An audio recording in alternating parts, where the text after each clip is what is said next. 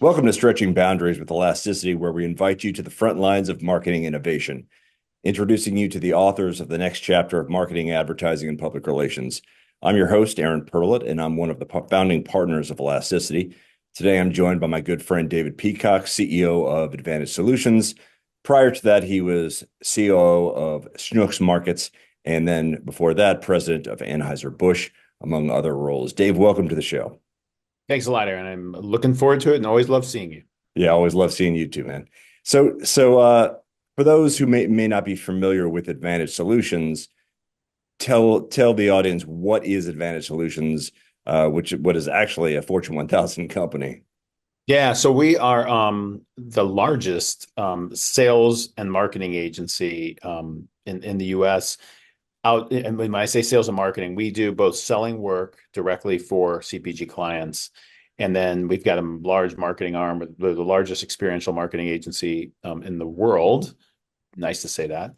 And even by ad age, I think we're the largest marketing agency that is not based in New York. So we're based in St. Louis, Missouri.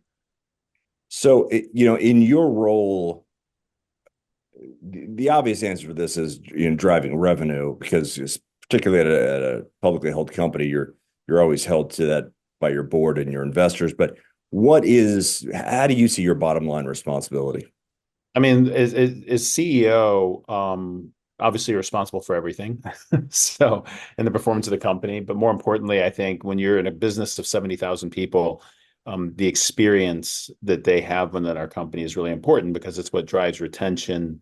And, in a business like ours, where our cost of goods sold is really people and technology, um, it's how we kind of pour into our cost of goods sold. And so I've joked but not really facetiously said I'm chief experience officer when it comes to employees. I'm chief enablement officer when it comes to my team, chief empowerment officer, and at times chief empathy officer. You really need to understand what, from a frontline person who's working a cart sampling folks in a Costco all the way up to a VP in our company, maybe going through at any given time based on any different subject, and at the same time also have empathy for our clients. What are they going through? What are their challenges, and how can we help through our services improve their prospects of growth.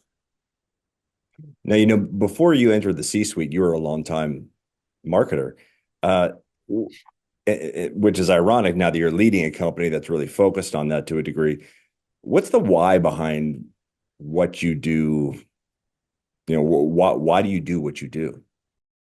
Well, I mean, I think our company, well, first I'll talk about our company and then I'll talk about myself. I mean, our company is, I say, the mortar between the bricks within the consumer ecosystem. So, the bricks are retailers that are selling product to consumers, and CPGs who are trying to get their brands and products positioned well, if you will, at retail and or with consumers. And we provide an array of services to help enable that for both the CPG and retailers. So we really have two capabilities. One is market making between CPG and retail, and we do all kinds of things from headquarters selling, category management, all the stuff in sales primarily. Although we do e-com as well, which is we're I think we're fourth largest agency that does work with Amazon on behalf of CPGs. And then we've got outsourced labor at scale in the consumer space. So we're doing all the experiential work, the retail merchandising work, the last mile work that really can help drive companies' products. I love it because I love the people aspect of it. When I went to Schnucks, I kind of fell in love with the frontline teammates and the importance that they play in the process of consumers making decisions. I'd done the whole upstream work with Anheuser-Busch, which was building brands and launching them and then selling them to wholesalers and hoping they would sell through to consumers. Working at a retailer was great to actually interact with and make decisions that directly affected how consumers would shop. The last couple of years have been kind of a nightmare, particularly in the agency industry, in the service space.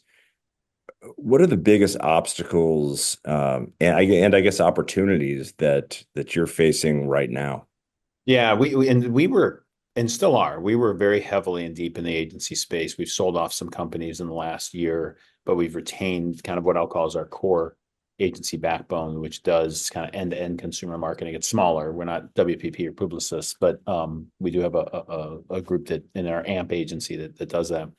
Um, I think you are finding in a difficult environment, look, you had kind of a big shift in shopping behavior during COVID. You had supply chain issues that ultimately led to inflation, and that slowed down unit movement, and that slowed down kind of general consumer activity, especially on the lower end of the socioeconomic spectrum, which then has got CPGs saying, well, my revenue's not growing as much as it was.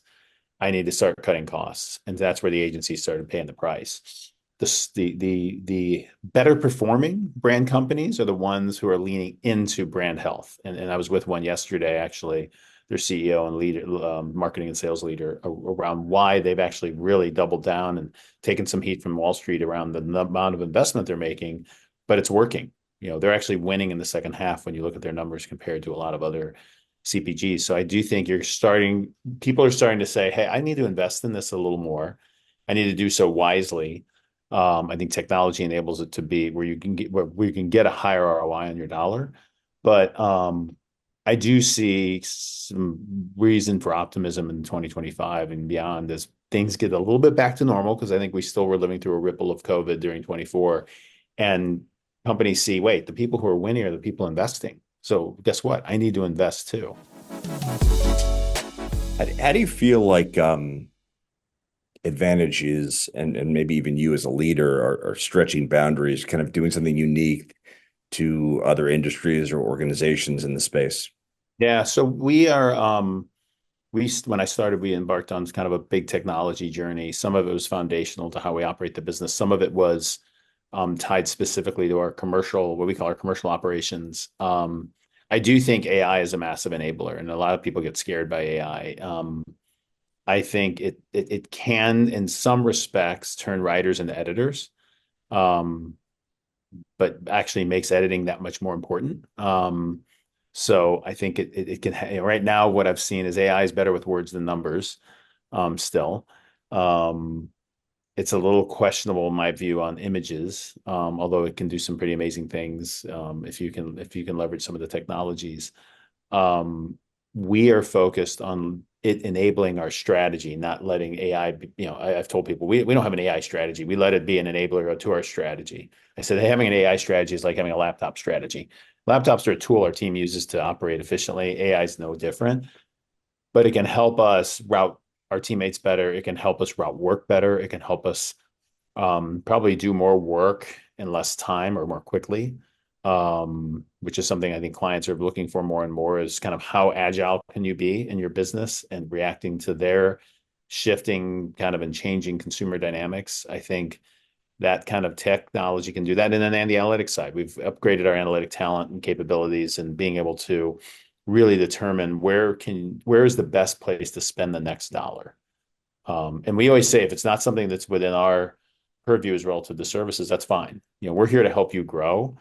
And if it's something that we do, great. If it's not, if you grow, we win. So I think going in with that mindset is going to be important for agencies as well. Get you out of here on this. What do you hope that others can potentially take from your experiences and approach to what you do, the way you run your business? I think if anything, lean into innovation.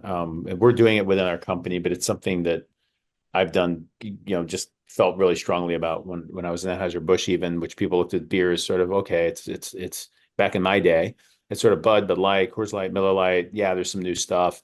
We leaned in, and what we saw was, as much as 10% of the volume and the majority of the growth was coming from innovation.